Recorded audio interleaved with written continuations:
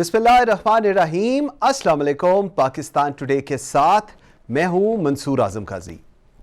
नाज़रीन, भारत की जानिब से पाकिस्तानी अवाम के हाथों पिटने और बाद में पाकिस्तानी फैंटास्टिक टी की तारीफ करने वाले भारतीय फ़ज़ाइया के अफसर अभिनंदन को तीसरा बड़ा अस्करी अवार्ड दे दिया गया।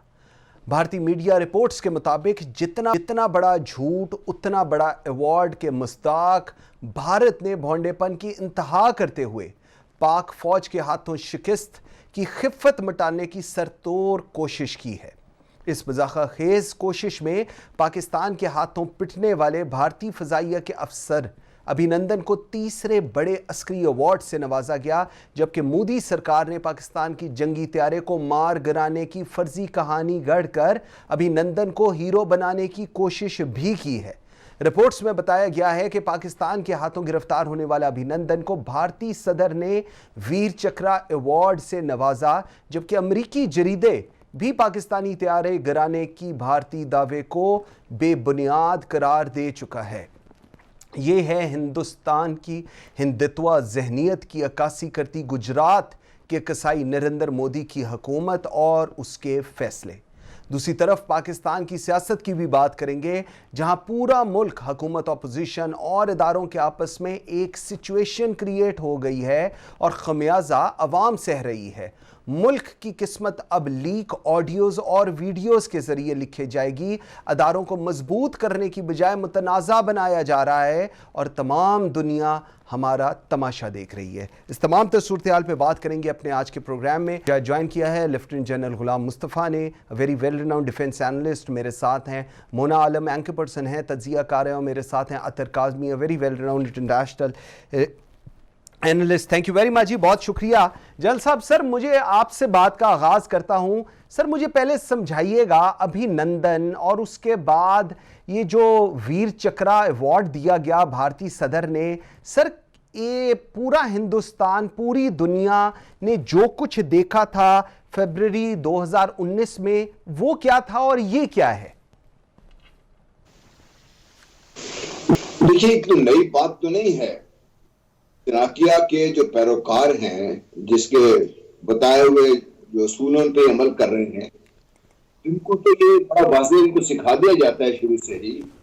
बनिए इसी का नाम है कि आपने हर तरीके से झूठ बोलना है और झूठ बोल के अपने लिए फायदा हासिल करना है। इससे कुछ अर्सा पहले एक और बहुत बड़ा ढोंढा मजाक हुआ था। उन्होंने सदर के हाथों, अपने भारतीय सदर के हाथों एक सो कॉल्ड बंगाली ऑफिसर को बहुत बड़ा अवार्ड दिलवाया था, और इसकी जो साइटेशन थी उसमें कहा गया था कि ये ना सिर्फ कि पाकिस्तान से भागा बल्कि बहुत से रिकॉर्ड लेके चला गया, फिर इसने पाकिस्तानी को ट्रेन किया, फिर ये जंग में शामिल रहा। अच्छा, झूठ ये था कि वो ऑफिसर लड़ाई शुरू होने से 2 महीने पहले पास आउट हुआ था।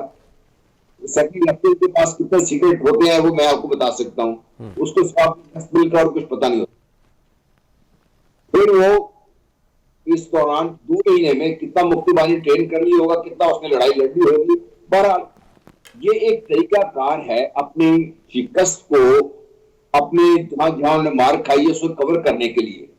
एक तो ये उनका तरीका कार है। दूसरा, इससे भी हम चीज ये कि जब झूठ बोला जा रहा था, पूरी दुनिया इसको देख भी रही थी, दुनिया इस पर बात भी कर रही थी, लेकिन भारत की पूरी कौम में चंद एक आवाजों के अलावा उनका मीडिया, उनके सियासतदान सब एक ही बात कर रहे थे कि अभिनंदन को ये अवार्ड ठीक दिया गया है कि उसने पाकिस्तान के स्टीम मार गिराया है। फॉरगेट अबाउट कि भाई अमेरिका क्या कह रहा है, पाकिस्तान की इन्वेंट्री पूरी है। फॉरगेट अबाउट कि पाकिस्तान की सबसे बड़ी क्रिटिक है जो झूठ बोल रही है पाकिस्तान के खिलाफ, जो है वो क्या कह रही है, उसको तो खाते में लाने को तैयार ही नहीं है। भाई, जिनका अपना आइन झूठ पे होती है, आर्टिकल 25A में आप देखो हिंदू को बनाया हुआ है, सिख, जैन, बुद्धिस्ट, इनको हिंदू बनाया हुआ उन्होंने। तो आप इनसे क्या को रखते हैं? झूठ तो बोलेंगे, ये प्रोपेगेंडा तो ये करेंगे। ये बिल्कुल ठीक है।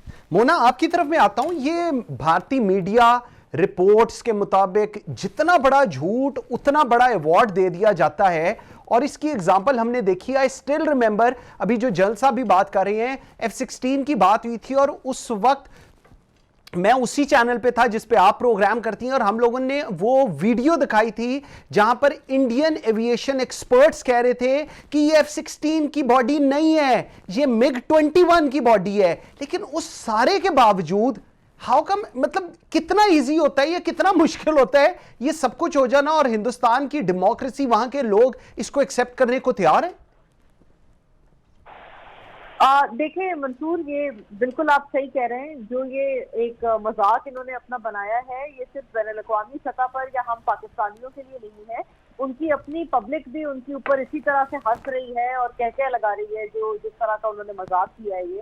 کیونکہ اتنا اوپن سیکرٹ شاید ہی کوئی ایسی چیز ہے, شاید ہی پوری دنیا میں کوئی شخص ہے, خواہ وہ بھارت میں ہو یا پاکستان میں, جس نے ونگ کمانڈر ابھینندن کی وہ پٹتے ہوئے ویڈیو نہیں دیکھی تھی کہ کس طرح سے جب ان کا جہاز کریش ہوا ان کو عام شہریوں نے یہاں آزاد جموں کشمیر کے ان کو پکڑ کے پیٹنے لگے. پھر ان کو یہاں پاک فوج کے جوانوں نے آ کر بچایا, ان کو ریسکیو کیا, پھر ان کو جو چائے پلائی, پھر انہوں نے جو کہا کہ یہ فینٹاسٹک, اور جو ان کی ویڈیو پھیلی وائرل ہوئی. مطلب اس کے بعد مجھے نہیں لگتا کہ کوئی کسر رہ گئی ہے, کیونکہ دیکھیں یہ 71 کی یا 65 کی تو جنگ ہے نہیں کہ جہاں پر ٹی وی نہیں ہے یا جدید سوشل میڈیا نہیں ہے, موبائل نہیں ہے, اسمارٹ فونز نہیں ہے. اب تو آپ کو پتہ ہے لٹرلی جو خبریں ہیں یا جو حقائق ہیں وہ آپ کی فنگر ٹپس پہ ہیں. اور آنیسٹلی مطلب میں ایز اے جرنلسٹ یا آپ ایز اے جرنلسٹ ہم اتنے ہی ویل انفارمڈ یا ان انفارمڈ ہیں جتنی ہماری عام پبلک ہے. اب تو عام لوگوں کے ہاتھ میں یہ ساری چیزیں ہیں, اور کیا صحیح ہے کیا غلط ہے عام لوگ بتا سکتے ہیں. یہ سوشل میڈیا کا کمال ہے. تو آج کے جدید دور میں جس طرح کا مذاق بھارت نے اپنا بنوایا ہے اس کی شاید مجھے لگتا ہے مثال دوسری نہیں ملتی. کیونکہ بات یہ ہے کہ کلبھوشن یادو کے بھی آپ کو یاد ہوگا کہ جب پیرنٹس ان کے مل کے گئے تھے, ان کی جب فیملی آئی تھی یہاں اور مل کے گئی تھی, پھر انہوں نے ان کو کیا کیا, انڈر گراؤنڈ کر دیا. نہ کبھی ان کا انٹرویو کیا نہ کچھ کیا, اور بالکل ان کو ایک طرح سے ان کے اپنے میڈیا یہ بتاتے ہیں کہ ان کے لوگوں نے بہت کوشش کی ان کو انٹرویو کرنے سے, لیکن ان کی اسٹیبلشمنٹ سے سخت ترین انسٹرکشنز تھے کہ وہ فیملی بالکل انڈر گراؤنڈ ہو جائے, نہ ان سے کوئی بات کر سکتا ہے, ان کو بالکل کسی ایسی ان نون جگہ پر رکھا گیا ہے جہاں پہ نہ ان سے کوئی مل سکتا ہے اور ان کا کوئی ورژن بھی نہیں جان سکتا, صرف اس لیے کہ تاکہ ان سے کوئی پوچھ نہ لے کہ حقیقت کیا ہے. سملرلی وہ اس طرح کا مذاق اپنا ابھینندن کے معاملے میں نہیں بنوانا چاہتے تھے, تو وہ اس اسٹریٹجی کے ساتھ آئے کہ کیوں نہ ان کو 2 سال بعد جا کے ایوارڈ دے. یہی چیز سب سے زیادہ ان کے اس فارس کو ایکسپوز کرتی ہے, بلکہ 2 کیا 3 سال ہونے کو آئے ہیں اس واقعے کو. تو اب 3 سال بعد اگر ان کو آج جا کر یاد آ رہا ہے تو سب سے واضح یہی بات کا اس کا ثبوت ہے کہ یہ کتنا بڑا جھوٹ ہے. تمام ہم نے نہیں, ہم تو جرنلسٹ ہیں, ہمارے ٹی وی چینلز دکھاتے ہیں, عام لوگوں نے مطلب ہر کسی کے موبائل پر 10 15 مرتبہ وہ فوٹیج فارورڈ ہوئی ہے, پھیلی ہے, جس میں وہ پٹتے ہوئے دکھ رہے ہیں, کیا کچھ نہیں ہے. تو یہ تو MiG-21 F-16 یہ تو ایک بڑی ٹیکنیکل ڈیبیٹ ہے نا. میں آپ کو صرف ایک عام فہم زبان میں یہ ڈیبیٹ بتا رہی ہوں کہ ہم تمام نے, ان کے اپنے پبلک نے یہ دیکھی ہے, تو اس میں تو کوئی شک رہ نہیں جاتا. وہ صرف وہ جو کلبھوشن یادو کی فیملی سے انہوں نے اسٹریٹجی آزمائی نا, ان کو انڈر کور کر کے, انڈر گراؤنڈ کر کے, صرف اس کی بالکل متضاد اسٹریٹجی وہ ابھینندن کے معاملے میں کرنا چاہ رہے تھے کہ تاکہ شاید ہم اس کو اس طرح سے کور کر لیں. اس کو اس طرح سے کیا تھا, اس کو سامنے لا کر اور ان کو ایوارڈ دے کر آفٹر 3 ایئرس ہم کور کر لیں. لیکن I am very sorry to سی کہ وہ اس سے بھی زیادہ ریڈیکولس نکلی جو انہوں نے کلبھوشن یادو کی فیملی کے ساتھ اسٹریٹجی اپنائی. پوائنٹ آ گیا آپ کا, بالکل ٹھیک ہے. اطہر صاحب اب 2 چیزیں ہیں, ایک تو پاک فوج کے ہاتھوں شکست کی خفت مٹانے کی اس کی سرتوڑ کوشش کی گئی, اس کے بعد ایک یہ بھونڈا سا مذاق کیا گیا جس کو پوری دنیا مذاق اڑا رہی ہے, اور دوسری طرف اگر میں مونا کی بات لوں تو یہ ایک اسٹریٹجی بھی ہو سکتی ہے. حضور والا 3 سال بعد اتنا سب کچھ ہونے کے بعد اس اسٹریٹجی کا پھر وہ Hindutva mind set and all that, آپ اس کو کیسے نریٹ کرتے ہیں؟ آپ تو روزانہ ہی ان کے ساتھ گپے مارتے رہتے ہیں. ویسے دیکھیں, ہم اکثر بھارتی میڈیا کے اوپر تنقید کرتے ہیں, ان کا مذاق اڑایا جاتا ہے کہ یہ کیسے ممکن ہے کہ بھارتی میڈیا ایک ویڈیو گیم کی فوٹیج چلا دے اور اس میں یہ کلیم کیا جائے کہ یہ پاکستان کی ایئر فورس ہے, پاکستان کی سینا ہے, اور پوری دنیا میں پھر ان کا مذاق اڑائے.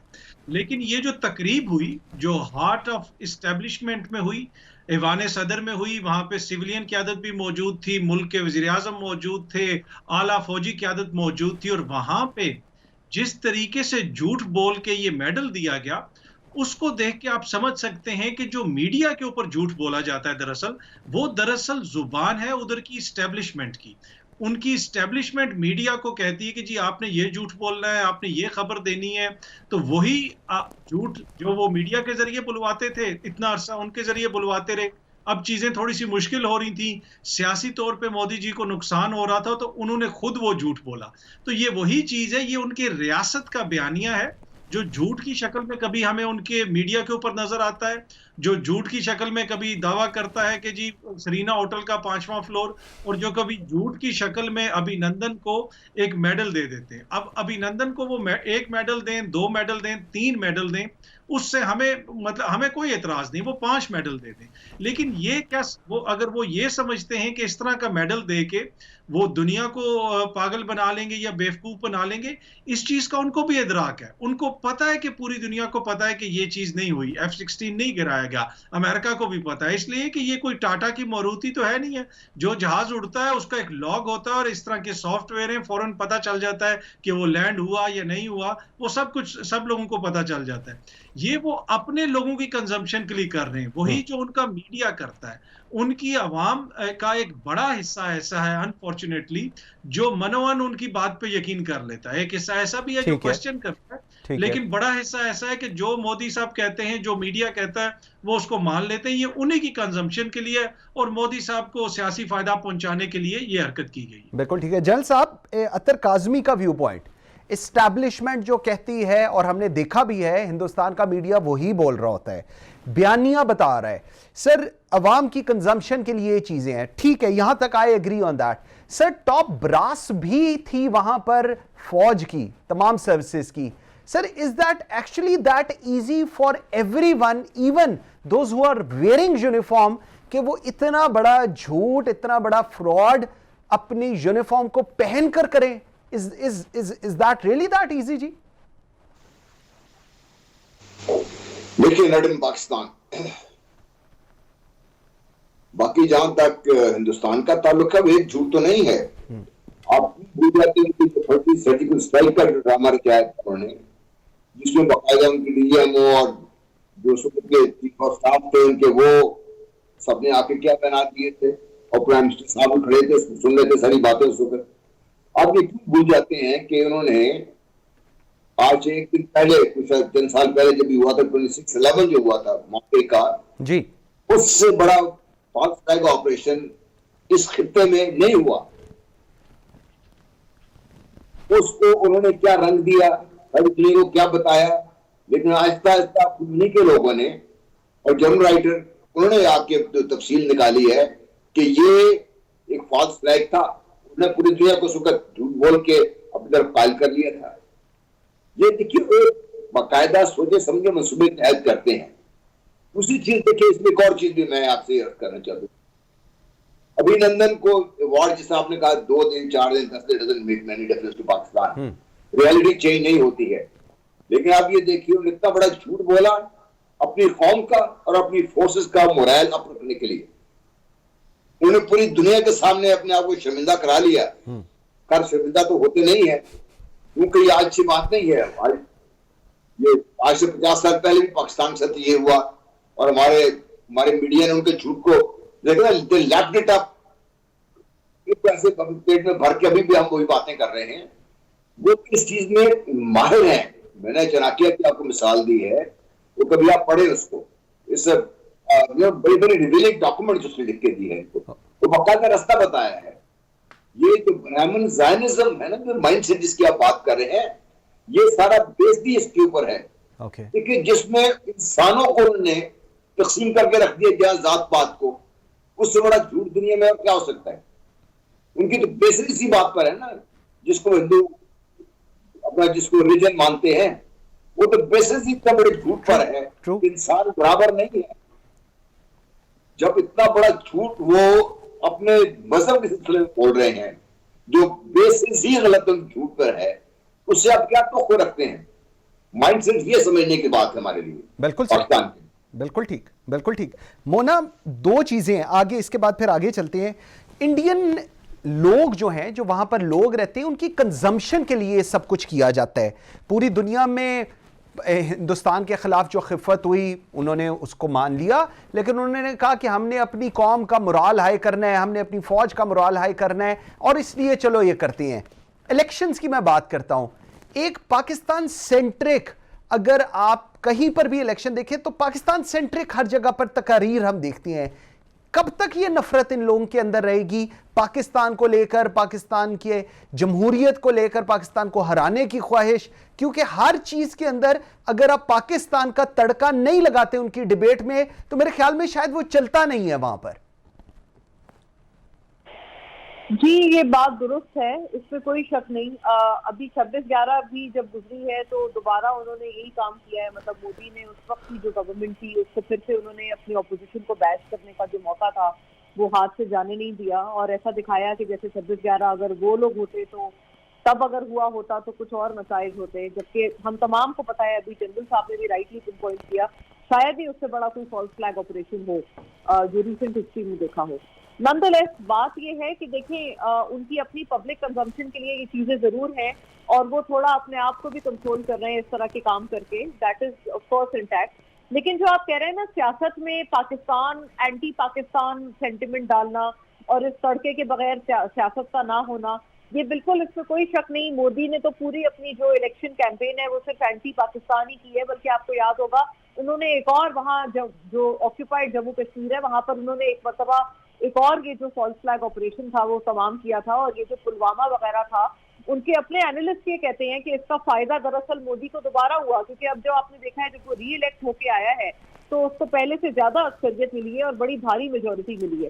افسوس کے ساتھ یہ کہ اگر اس طرح کی چیزیں Hindutva policies, anti Pakistan statement, اگر ان کا سہارا مودی اور بی جے پی اور RSS کے لوگ لیتے بھی ہیں نا، تو افسوس یہ ہے کہ ان کو اس بات پہ ایج ملتا ہے، ان کے سپورٹرز اس بات کو بہت سپورٹ کرتے ہیں۔ یہ ایک افسوس کا مقام ہے کہ بھارت جیسے سیکولرزم کی بنیاد پہ بنے ہوئے ملک میں اگر یہ تمام چیزیں ہو رہی ہیں تو یہ دنیا کے لیے ایک بہت پریشانی کا باعث ہے۔ میں صرف اس میں اتنا اور اضافہ کرنا چاہتی ہوں کہ یہ جو اینٹی پاکستان جیسے وہاں پر ایک ہم وہاں دیکھتے ہیں، بدقسمتی سے اس چیز کو پذیرائی بھی بہت ملتی ہے۔ مجھے افسوس یہ ہوتا ہے کہ اینٹی انڈیا سینٹیمنٹ آپ کو پتا ہے پاکستان میں بھی کوئی کم نہیں رکھا جاتا، اور مودی کا یار غدار ہے اور اس طرح کی باتیں، تو آپ کو پتا ہے کہ کافی چیزیں ہم بھی پولیٹیسائزنگ کے لیے اپنے پولیٹیکل اوپوننٹس کے اوپر استعمال کرتے ہیں، خواہ وہ PTI ہو PMLN کے خلاف، یا ابھی PTI کی گورنمنٹ ہے تو ان کے اوپوننٹس جیسے PMLN ہے یا پیپلز پارٹی ہے وہ بھی ان کے خلاف یہ یوز کرتے ہیں، JUI ان کے خلاف یہ چیزیں یوز کرتے ہیں۔ تو یہ پاکستان میں بھی اس طرح کے جو عنصر ہیں ہماری سیاست میں وہ بھی میں سمجھتی ہوں اتنے ہی انفارچونیٹ ہیں جتنے ایسے ایلیمنٹس کا ایگزسٹ انڈیا میں کرنا انفارچونیٹ ہے۔ لیکن جو اسٹارک ڈفرنس ہے پاکستان اور انڈیا میں وہ یہ ہے کہ بھارت میں جب ہندوتوا اور اس طرح کی ایکسٹریمسٹ پالیسیز کے اوپر ووٹ مانگا جاتا ہے نا تو ان کے لیے یہ زیادہ مجھے لگتا ہے ان کے لیے پریشانی کی بات ہے کہ ان کے لوگ ووٹ دیتے ہیں اس کے اوپر، اب ان کو سیکولرزم پہ ووٹ نہیں مل رہا۔ یہ ان کی پبلک کے لیے بہت بڑا لمحہ فکریہ ہے کہ ہم کہاں چلے گئے ہیں، ہم نے اپنا کیا حشر کر دیا ہے۔ سیکولرزم کے ملک کے نام پر بنے ملک میں سیکولر جماعتوں کو ووٹ نہیں مل رہا، ہندوتوا اور جو ایکسٹریمسٹ رائٹ ونگ جماعتیں ہیں ان کو ووٹ مل رہا ہے، تو ان کی جو پبلک ہے بائی اینڈ لارج پولرائز ہو گئی ہے، اس میں کوئی شک نہیں۔ پاکستان میں ابھی بھی میں تھینک فلی یہ بات کہتی ہوں کہ اس طرح کی جب رائٹ ونگ یا ایکسٹریمزم کی بنیاد پر کوئی بھی جو پولیٹیکل پارٹی ہے، رائٹ ونگ پارٹی ہے، وہ ووٹ مانگتی ہے تو ان کو بائی اینڈ لارج اس طرح سے عوام نہیں ووٹ کرتے ہیں کہ ان کو آ کے بالکل اقتدار میں بٹھا دیں وفاقی سطح پر۔ دس از آئی تھنک ایک رے of hope in Pakistan. Okay اطہر صاحب، اب اس چیز کو ذرا ہم کلوز اگر کرنا چاہیں، ایک سیکولر کنٹری ہے جو اپنے آپ کو ہندوستان کہتی ہے، وہاں پر ہندتوا مائنڈ سیٹ ہے، وہاں پر نریندر مودی وزیر اعظم ہے، اور وہاں پر جتنا آپ اس کو پرچار کریں گے اس ہندتوا کی اور ان چیزوں کی اتنا ہی آپ کے لیے بہتر ہے، چاہے وہ سیاسی طور پہ ہو چاہے وہ کوئی اور چیز ہم دیکھیں۔ Do you agree on that? Is that all about India? تو وہ جو بتایا جاتا ہے کہ جی ہندوستان میں یہ ہے اور وہ ہے، پھر وہ کیا ہے سب کچھ؟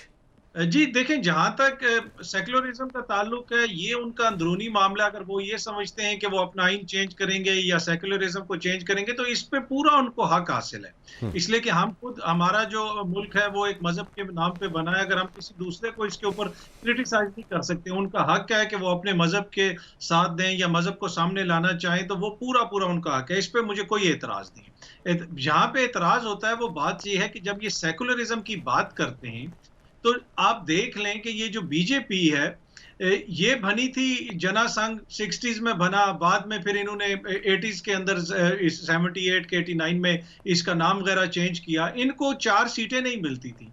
बीजेपी भी उस दिन मकबूल हुई, जो मजहबी जमात भी थी वो भी उस दिन मकबूल हुई जिस दिन उसने बाबरी मस्जिद को तोड़ा।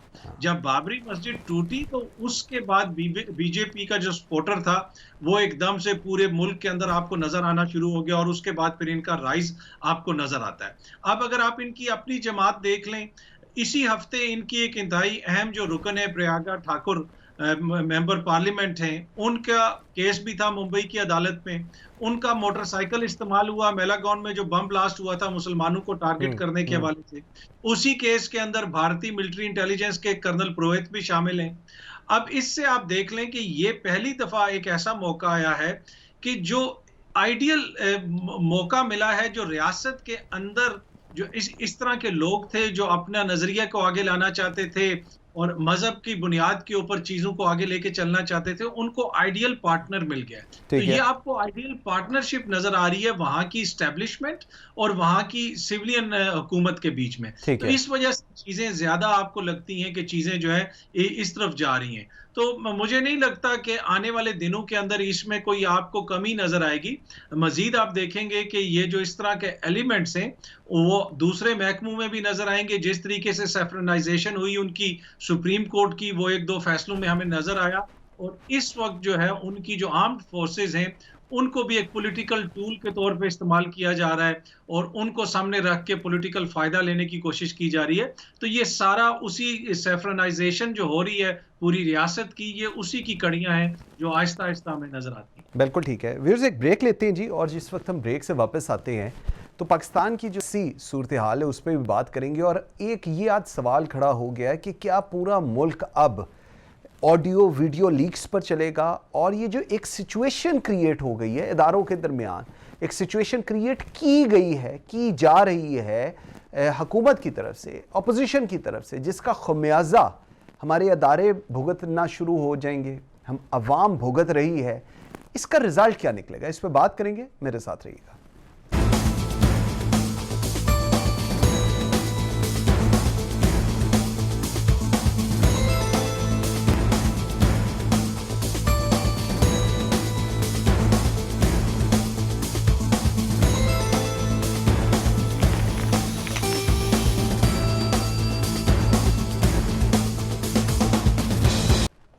Welcome back after the break. जी जल साहब, सर ब्रेक में जाने से पहले मैं सवाल कर रहा था कि अब क्या पूरा मुल्क जो है ये ऑडियोज और वीडियो लीक्स पर चलेगा?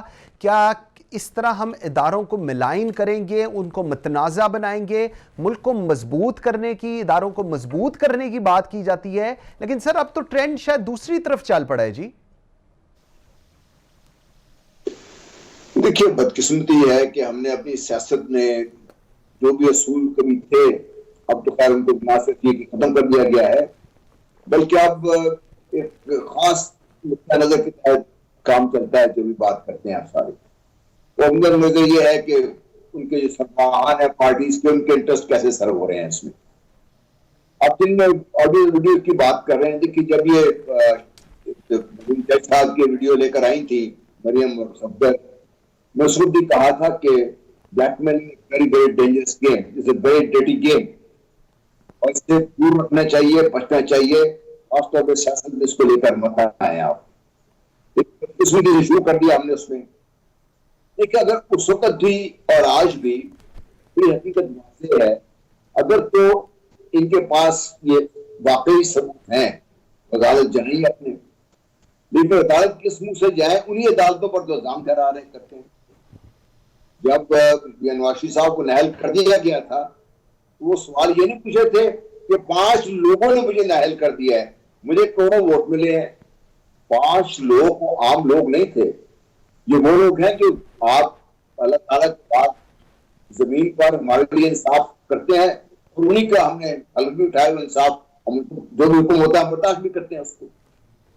ये एक खास नुक्ता नजर के तहत आपने इदारों को अपने ऊपर जो इल्जामात हैं जिनके बारे में आपकी सुप्रीम कोर्ट फैसले कर चुकी है, उनको मतनाज़ा बनाने के लिए इन फैसलों को इन्होंने पहले दिन से एक बड़ी मुनज़्ज़म मुहिम चलाई है, और अब उस मुहिम के तहत ये दुनिया को ये बताने की कोशिश कर रहे हैं, अवाम के ज़हन में बिठाने की कोशिश कर रहे हैं कि हमारे साथ तो जुल्म हुआ है, हम तो बहुत मासूम लोग हैं, हमें सजाएं गलत दी गई हैं, और ये सजाएं तो एस्टेब्लिशमेंट के फौज के इमाम पर हमारी अदालतों ने दी हैं, और अदालत के चीफ जस्टिस तक को इसमें इन्वॉल्व करके दिया है।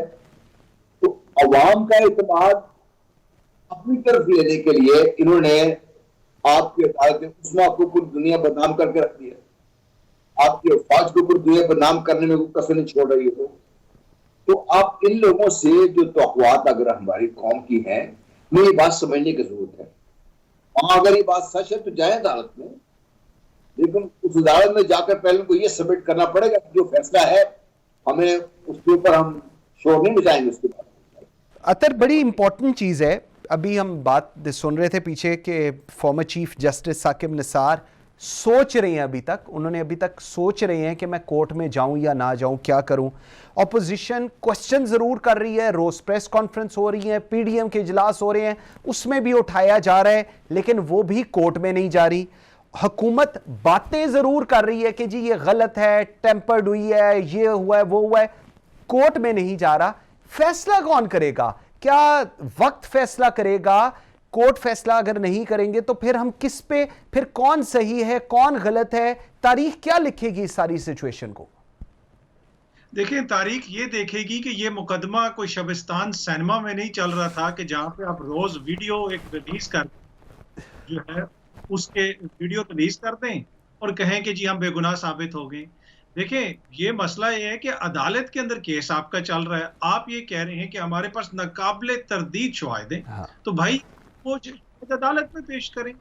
ये जो वीडियोस रिलीज की जा रही एग्जैक्टली उसी रीजंस के तहत रिलीज की जा रही हैं इस किस्म की चीजें जो इस वक्त हो रही है कि बहस शुरू हो जाए और चीजों को जो है बिल्कुल मॉडल कर दिया जाए, लोगों को कंफ्यूज कर दिया जाए। मेरे ख्याल में जो साकिब निसार साहब इसके ऊपर कोई एक्शन नहीं ले रहे, वो बिल्कुल ठीक कर रहे हैं, इसलिए कि इनका मकसद ही ये है कि एक नई बहस छिड़ जाए। भाई अगर केस आपके ऊपर है, आप अगर बेगुनाह हैं तो आप जाके अदालत में साबित कर दें। मसला लोगों को समझने की जरूरत ये है कि ये केस कहां से शुरू, इस केस के अंदर अब तक उन्होंने जो अक्यूज्ड है उन्होंने क्या शवाहिद पेश किए। जो बात हुई थी फ्लैट्स की, आज तक कोई रसीद दी, आज तक कोई मनी ट्रेल दी।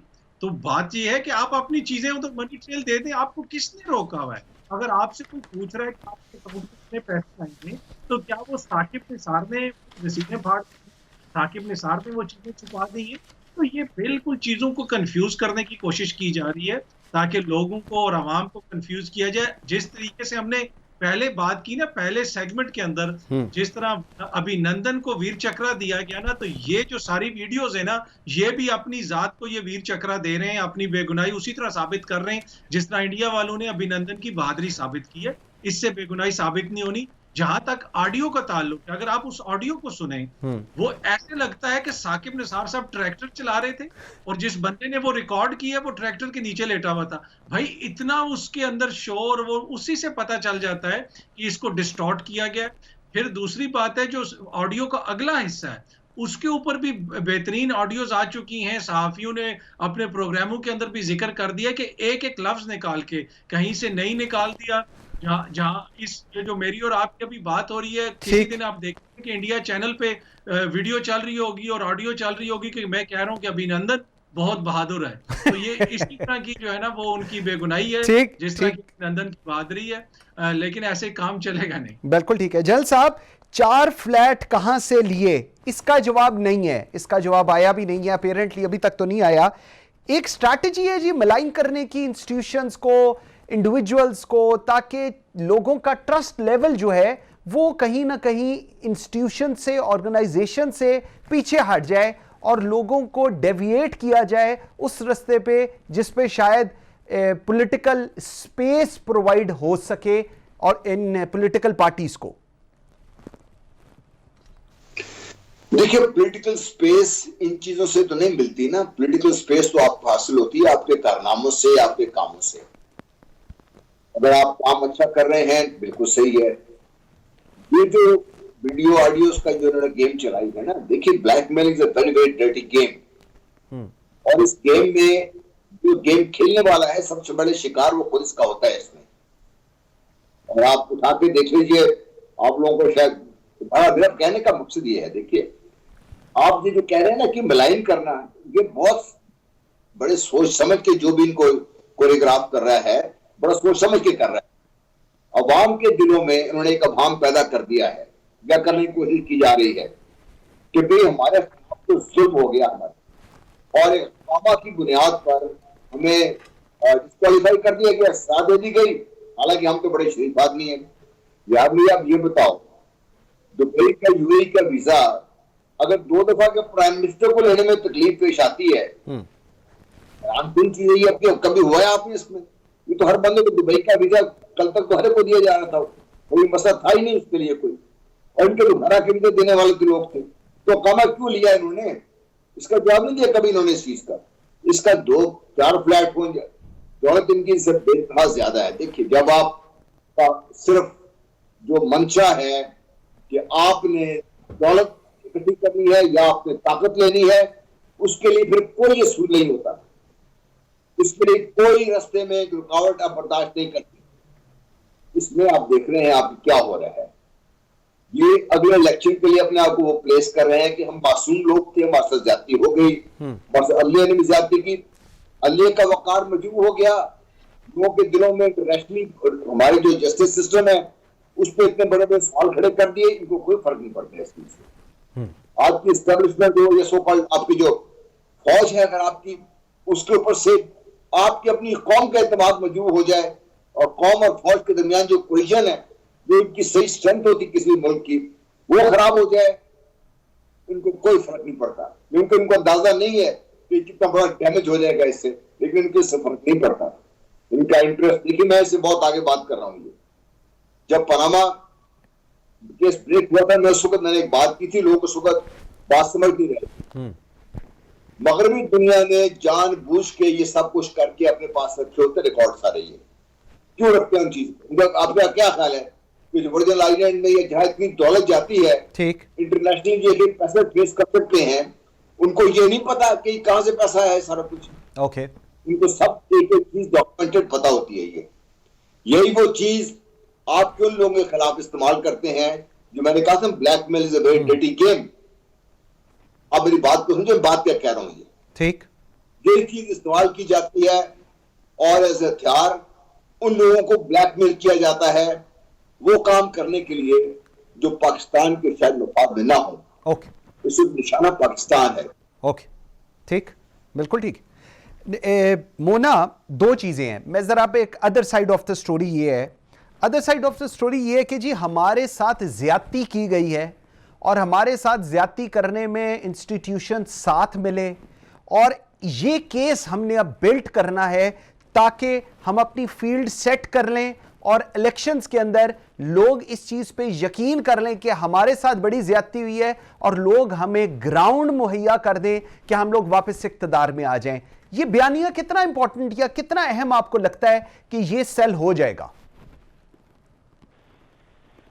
دیکھیں یہی بات ہے کہ پولیٹکس تو بیانیوں کا ہی گیم ہے, اور بیانیے بنانا سیاستدانوں کا اور سیاسی جماعتوں کا کام ہے. اوبویسلی ہر کوئی اپنے کوئی نہ کوئی بیانیے پر جاتا ہے, لیکن ان کی جو مخالف پارٹی ہے ان کا بھی تو کام ہے نا کہ اس بیانیے کو بریک ڈاؤن کریں اگر وہ بیانیہ ایگزسٹ کرتا ہے. پھر at the end of the day ظاہر ہے عوام یہ فیصلہ کرتے ہیں کہ ان کے درمیان یا ان کے ذہنوں میں کیا چیز زیادہ مقبول ہے, اسی کی بنیاد پر وہ اپنی چوائس کرتے ہیں یا ووٹ دیتے ہیں. تو یہ تو ایک بات ہے, یہ تو مجھے لگتا ہے لیجیٹیمیٹ چیز ہے کہ بیانیوں کی بات ہے. جہاں تک بات یہ دیکھیں, اگر عدلیہ ہو, اسٹیبلشمنٹ ہو, امپریشن تو یہی دینے کی کوشش کی جا رہی ہے نا کہ جی اسٹیبلشمنٹ کی طرف سے فیصلے آتے تھے اور پھر وہ عدلیہ پر امپوز کیے جاتے تھے. میں بڑا مطلب کینڈیڈ ہو کے بات, بالکل ایسے یہ ایک امپریشن دینے کی بات کی جا رہی ہے. اس امپریشن کو ڈیفائی کس نے کرنا ہے؟ اس امپریشن کو ڈیفائی ظاہر ہے وہ تو اپوزیشن ہے، وہ تو یہ امپریشن دیں گے کہ جی ہمارے خلاف عدلیہ نے بھی ظلم کیا ہے، اسٹیبلشمنٹ نے بھی ظلم کیا ہے، ہم تمام کونوں سے گھرے ہوئے تھے اور پھر ہمارے ساتھ یہ زیادتی ہوئی ہے جس کی وجہ سے دراصل ہمیں سزائیں ہیں. لیکن اگر اس کو ڈیفائی کرنا ہے، ان کی اپوزیشن پارٹی بنتی ہے ابھی present government, P T I بنتی ہے، تو میں یہی بات میں عرض کر رہی ہوں کہ اگر یہ باتیں یہ ٹوٹوں میں لگائی گئی ہیں یا وہاں اس آڈیو میں شور ہے، جو کچھ بھی ہے، ایک پراپر اگر فورنزک کر لیں، اس کی جانچ کروا لیں. اوبویسلی یہ جو ایم سی آر میں یا پی سی آر میں بیٹھے ہوئے یہ جو ہمارے آڈیو ویڈیو انجینئر ہیں، ان کے ہاتھوں تو اسٹوڈیو میں تو نہیں دے دینی نا کہ آپ جائیں آپ اس کا فورنزک کریں. یہ پراپر اس کی فرمز ہیں، اس کے پراپر تحقیقاتی ادارے ہیں جو یہ کام کر سکتے ہیں. کوئی کمیشن بن جائے، کوئی انویسٹیگیٹو ایجنسی بن جائے. اور ایک اور بات بڑی اہم ہے، ایسا تو قطعاً نہیں ہوگا نا کہ اگر اس معاملے کے اوپر جانچ شروع ہو جائے یا اگر ہماری معزز عدالتیں اس کے اوپر کوئی نوٹس لے لیں، تو ایسا تو نہیں ہوگا نا کہ جو مریم نواز کے کیسز لگے ہوئے ہیں اسلام آباد ہائی کورٹ میں، جن سے باقی یہ بات درست ہے کہ وہ بار بار اس کے اندر کوئی نہ کوئی ڈیلے کرنے کی ٹیکٹک ڈھونڈ رہی ہیں، وہ بار بار اس کے اندر سے کہیں بچنے کا یا بھاگنے کا ایک راستہ ڈھونڈنے کی کوشش کر رہی ہیں. ایسا تو نہیں ہوگا نا کہ وہ جو کیسز ہیں وہ چلنا بند ہو جائیں گے یا عدالتیں ان کیسز کو نہیں سنیں گی، سارے یہاں پر لگ جائیں گے. That will not happen. Simultaneously مجھے لگتا ہے کہ اس چیز کی بھی تحقیقات ہو سکتی ہیں، ان کے خلاف جو کیسز ہیں وہ بھی سائملٹینیسلی چل سکتے ہیں. امپریشن پبلک میں کیا جائے گا؟ دیکھیں امپریشن تو یہ تو آپ عوام کے اوپر چھوڑیں نا کہ عوام کس طرح سے امپریشن لیں. لیکن اگر اداروں کے حوالے سے کوئی بھی سوالیہ نشان، کوئی بھی سیاسی جماعت یا خواہ وہ حکومت ہو اپوزیشن ہو، اگر کوئی بھی سوالیہ نشان اٹھانے کی کوشش کر رہے ہیں تو مجھے لگتا ہے یہ ریاست پاکستان کا کام ہے کہ وہ عوام کے اعتماد کو ری انسٹیٹ کریں اپنے اداروں میں، خواہ وہ عدلیہ ہو، اسٹیبلشمنٹ ہو. سملرلی اس لیے مجھے لگتا ہے کوئی قباحت نہیں ہے اگر کوئی اس کے اوپر سو موٹو ہو جائے، کوئی جوڈیشل کمیشن بن جائے، کوئی حکومت کمیشن بنا دے، فیکٹس پہ بات کریں، بیانیوں پہ بات نہ کریں. فیکٹس پہ بات کرنے کی ضرورت ہے. بالکل ٹھیک. آپ جائیں، ہاں آپ اپنے ایم سی آر انجینئر کو بول دیں جی آپ اس کا فورنزک کر دیں. نو، they are not the authority. بالکل ٹھیک. اطہر صاحب، ایک تو I really want that you should respond to on what Mona is sad, اور دوسری چیز اس کے ساتھ یہ ہے کہ پولیٹیکل میدان کے اندر ہم لوگ جیت جائیں. دوسری سائیڈ کا بیانیہ یہ ہے جو حکومت کہتی ہے کہ جی پولیٹیکل میدان کے اندر ان کو اپنی جیت چاہیے، جو اپیرنٹلی ہے نہیں، جس کی وجہ سے یہ تمام اداروں اور ان کو متنازعہ کر رہے ہیں. لیکن کیپنگ ان مائنڈ کہ نہ اپوزیشن نہ حکومت کوئی کورٹ میں نہیں جا رہی ہے. وہ کہتے ہیں کورٹ میں نہیں ہم لوگ جائیں گے. یہ صرف وہ ڈسکشن ہے جو میڈیا پر، ہمارے پروگرامز میں، پریس کانفرنسز کے اندر سب کچھ ہو رہا ہے. جی دیکھیں، یہی ایگزیکٹلی یہی میں چیز کہہ رہا ہوں. دیکھیں کوئی بھی شخص اکیوزڈ ہو، اس کا کسی عدالت کے اندر ایک ایسی نوعیت کا مقدمہ چل رہا ہے کہ پوری پارٹی کی اور ان کی اپنا جو سیاسی فیوچر ہے وہ اس کے اوپر دار و مدار ہے، اور وہ کہہ رہے ہیں کہ یہ اتنا امپورٹنٹ ثبوت ہے ہم عدالت میں پیش نہیں کریں گے. کیوں نہیں پیش کریں گے؟ اس لیے نہیں پیش کریں گے کہ جب آپ عدالت کے اندر پیش کرتے ہیں پھر آپ کو اس کے پورا سیاق و سباق بتانا پڑتا ہے. یہ آڈیو کہاں پہ ریکارڈ ہوئی، یہ کتنی لمبی تھی. یہ آپ نے 1 منٹ 40 سیکنڈ کا کلپ نکال کے کہہ دیا کہ جی ثاقب نثار صاحب اتنے بہترین وہ بولیں کہ صرف اتنی بات کی ہے. کیا فورینزک رپورٹ کسی نے دیکھی ہے؟ کسی نے دیکھی ہے جو پوری مکمل؟ میں 2 لائنوں کی بات نہیں کر رہا، اس لیے کہ جو فورینزک رپورٹ ہوتی ہے وہ کوئی 4 لائنیں نہیں ہوتی ہیں، وہ پورا اس کے اوپر ایکسپلین کیا ہوتا ہے کہ یہ چیز تھی، اتنی لمبی آڈیو تھی، اس میں یہ تھا. کیا کسی نے وہ رپورٹ دیکھی ہے؟ کسی نے نہیں دیکھی، نہ ہی وہ جاری کی گئی ہے. تو پرابلم یہ ہے کہ یہ تو ایک کوئی بھی آپ کسی کی بھی آڈیو نکال لیں، اس کو جا کے دے دیں، وہ کہہ دیں کہ ہاں جی اس آڈیو میں کوئی کٹنگ نہیں ہے، اس لیے کہ وہ آڈیو کہیں اور کٹ کر کے پہلے کہیں اور جوڑی گئی، پھر اس کے بعد کہیں مبینہ طور پہ. میں یہ کہہ رہا ہوں. تو میرا نہیں خیال کہ حکومت کو اس چیز میں انڈلج ہونا چاہیے. دوسری بات یہ ہے کہ الزام کون لگا رہے ہیں؟ الزام وہ لوگ لگا رہے ہیں جنہوں نے پاکستان کی سپریم کورٹ کے اندر فیک پیپرز دیے. تو ایک وٹنس کی کریڈیبلٹی بھی ہوتی ہے نا. جہاں تک عوام کے اندر تاثر کی بات ہے، عوام کے اندر ہم نے پچھلے دنوں ہی دیکھا پشاور کے اندر یہ کتنی جماعتیں اور کتنے لوگ اکٹھے ہوئے، لوگ ہی نہیں آئے. ان کے لاہور کے جلسے سے دیکھ لیں آپ، ان کی پی ڈی ایم کی تحریک دیکھ لیں، تو یہ چیزوں کو مڈل کرنا چاہتے ہیں اور اس کے علاوہ اور کوئی مقصد نہیں ہے. بالکل. باقی جو بیانیے کی بات ہے وہ تو ان کا حق ہے، وہ سیاسی جماعت ہیں، ان کا حق ہے، وہ کریں گے اس کو. آگے سے حکومت یا دیگر جو ان کے دیگر سیاسی حریف ہیں وہ اس کو کاؤنٹر کریں گے. لیکن حکومت کا بھی مسئلہ یہ ہے کہ آپ حکومت کی معاشی جو ترجمان ہیں مزمل صاحب وہ نئے انہوں نے رکھے ہیں, ان کے میں 3-4 جگہوں پہ دیکھا, وہ جہاں پہ بیانیاں بنانے کے لیے جاتے ہیں پہلی بات ہی وہ یہ کرتے ہیں, آپ ان سے کوشچن کریں وہ کہتے ہیں صحافی کو بھائی آپ تو جاہل ہیں, آپ کے تو نمبر ہی خراب. ایگزیکٹلی, بالکل ٹھیک کہہ رہے ہیں, یہ بھی ایک ایشو بڑا سیریس ہے. صحافی کے نمبر خراب ہیں تو آپ ان کو بتائیں کہ نہیں جی یہ چیزیں, تو وہ کسی بھی چینل پہ جائیں, چاہے وہ حکومت کا ایک ایسا چینل ہو جہاں پہ تاثر یہ ہو کہ حکومت کے حق میں ہے یا کوئی مخالف ہے, ہر جگہ پہ جا کے اگلے بندے کی توہین کرنا ترجمانوں نے اپنی جو ہے وہ بنا لیا ہے, وتیرہ بنا لیا ہے. بالکل اولین ڈیوٹی سمجھتے ہیں جی, اولین ڈیوٹی. بالکل ٹھیک ہے. اطہر کاظمی صاحب بہت شکریہ. مونا عالم thank you very much. General Ghulam Mustafa thank you very much. G viewers آج کے لیے اتنا ہی. مجھے منصور اعظم قاضی کو دیجیے. اللہ حافظ.